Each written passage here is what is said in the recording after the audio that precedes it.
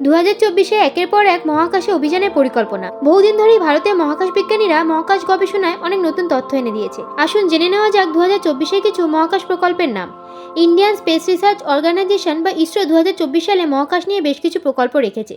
2024 সালে পাড়ি দিতে পারে গগনযান 1, মঙ্গলযান 2। 2024-এ নিশার নামে একটি নাসা ও ইসরোর জয়েন্ট মিশন হতে চলেছে। এই মিশনে একটি synthetic aperture badder satellite launch করবে।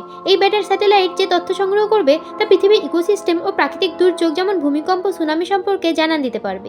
গগনযান হলো আরও একটি মিশন যা ইসরো এবং হিন্দুস্তান অ্যারোনটিক্স লিমিটেডের সম্মিলিত প্রকল্প। এটি 2024-এর জানুয়ারি এবং ফেব্রুয়ারি নাগাদ এই গগনযানটি উৎক্ষেপণ হবে। গগনযান ভারতের মানববাহী আকাশযানের একটি টেস্ট মিশন হতে চলেছে, যেখানে 2 ক্রিউ মেম্বারও থাকবে। মঙ্গলযান 2 ভারতের দ্বিতীয় মঙ্গলযান। এই আকাশযানটি মঙ্গল গ্রহের মাটি, আবহাওয়া এবং প্রকৃতি সম্পর্কে ধারণা দিতে সাহায্য করবে।